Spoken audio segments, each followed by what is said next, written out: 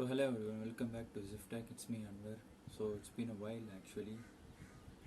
Everyone is at home and making video calls. So nVidia actually released something called Rtxvoice. So I'm kinda trying it out, and you can actually do it in. You don't have to have an RTX graphics card for it. It's officially you have to have an RTX graphics card. But if you can play it out a little bit, you can use it in GTX graphics card like 1080, 10 series and 7 series also, 700 series also. So let's check it out right now. So this is how. So first we have to go to the nVidia Rtxvoice website. So I will leave the link down in the description. After going to the website, and to go below and click download the app and install it. And there are a few ways to. This is officially supported and sites could grow on our stuff. You can see the instructions below. So after downloading, you have to run it. After you run it, you can see we don't have an RTX graphics card. So after that, go to the C drive, go to temporary folder, and RTX files, and the first one.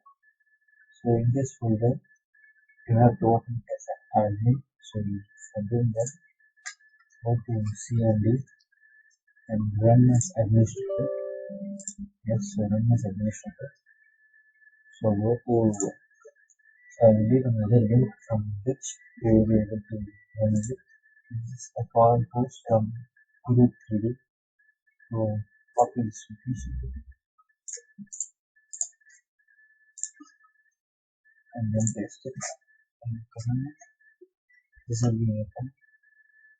In this I have already verified it. You have to delete these three lines in that. After you delete these three lines, save the file and I will delete it. Then close it and come back and run the setup.exe and it will definitely install it. And as you can see, I have Rtxvoice. I've turned it on.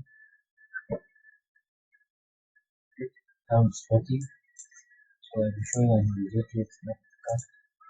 So this is the GTX 1050 mobile graphics card. I have to choose device getting default that.